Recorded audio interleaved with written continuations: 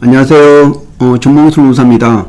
오늘은 근로계약 체결 의무하고 또 근로계약 체결 시 유의사항에 대해서 말씀을 드리겠습니다.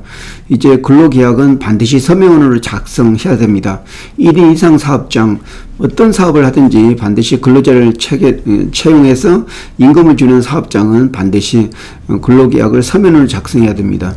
오늘 이 서면 작성 안 해가지고 제가 식당 사업주에 대해서 상담해 준 내용이 있는데 이 사용자는 종업원 2명을 채용해서 어떤 식당 일을 하고 있었습니다. 근데 한 종업원이 말도 안 듣고 해가지고 구지람을 하면서 너 이렇게 일해서는 우리하고 일 같이 못한다 이렇게 했더니만 그 다음날부터 이 근로자가 나오질 않았습니다.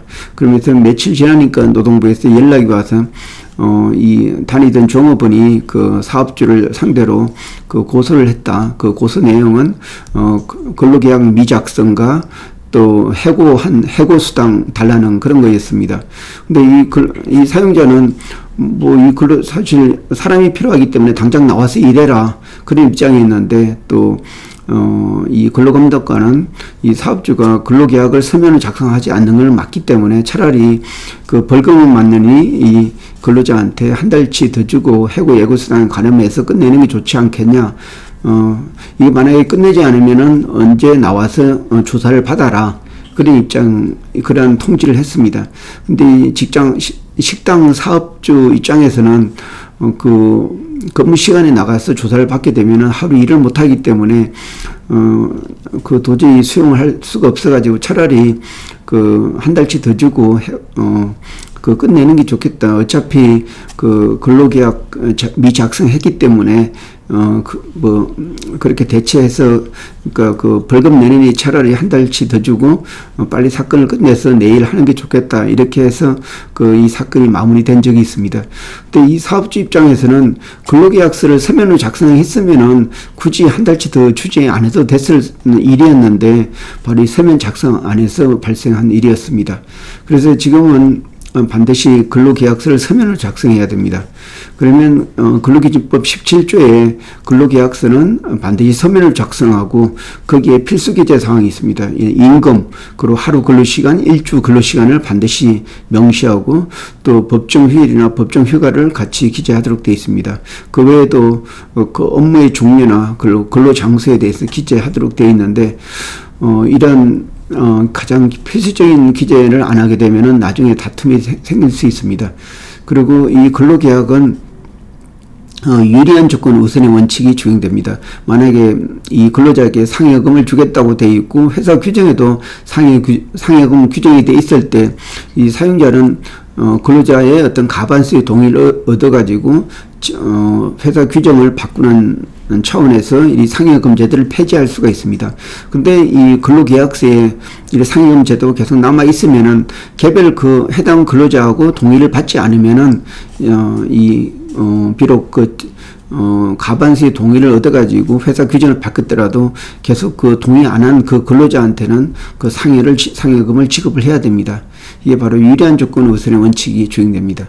그러면 사업주 입장에서는 어떻게 근로계약을 잘 체결할지 우선은 가장 필수적인 게 바로 시용기간 또는 수덕기간을 합니다.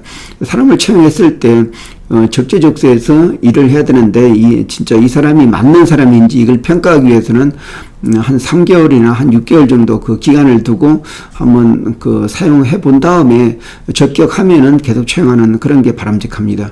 그리고 두 번째 보호장치는 처음부터 무기계약직, 그러니까 기간이 정함이 없이 계속 정기직으로 하는 것보다는 1년 계약으로 한번 써보고 이렇게 정기직으로 이렇게 하는 것이 회사의 어떤 인사관리 차원에서도 필요하다고 할 수가 있겠습니다. 그 외에도 그러니까 개인정보 활용에 대한 동의서, 그리고 회사 규정을 지켜야겠다는 이런 각서, 이런 거에 대해서 서면으로 받아두면은 회사 관리를 하는데 굉장히 유리하다고 할 수가 있겠습니다. 그러면 근로계약 체결 시에 반드시 첨부해서는 안 되는 그런 내용이 바로 근로기준법 15조에 보면은 근로계약은 그 근로자와 사용자가 자유롭게 결정할 수 있지만은 그 기준이 근로기준법에 미치지 못하면 다 무효가 됩니다. 예를 들어서 우리는 다른 사업장보다 임금을 많이 주기 때문에 여기에 퇴직금이 포함되어 있다. 퇴직금은 그 임금의 한 10분의 1이다. 그래서 임금 명세서에 90%는 퇴직금, 90%는 기본급, 10%는 퇴직금 이렇게 해서 지급했다가 나중에 몇 년 뒤에 우리는 퇴직금을 지급했기 때문에 퇴직금 지급할 필요가 없다. 그렇게 주장하는 사업주가 있습니다. 이거는 근로기준법을 위반했기 때문에 무효가 됩니다. 왜냐하면은 근로기준법은 퇴직금이라는 것은 바로 퇴직할 때 발생하는 게 바로 그러한 임금이기 때문에 중간에 미리 주는 것은 효력이 없습니다. 그리고 또 반드시 지켜야 되는 것은 근로자가 회사에서 일하다가 손해를 입혔을 때 퇴직금에서 그거를 공제한다.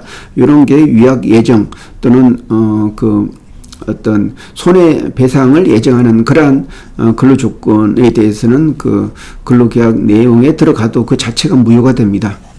예, 이상입니다. 고맙습니다.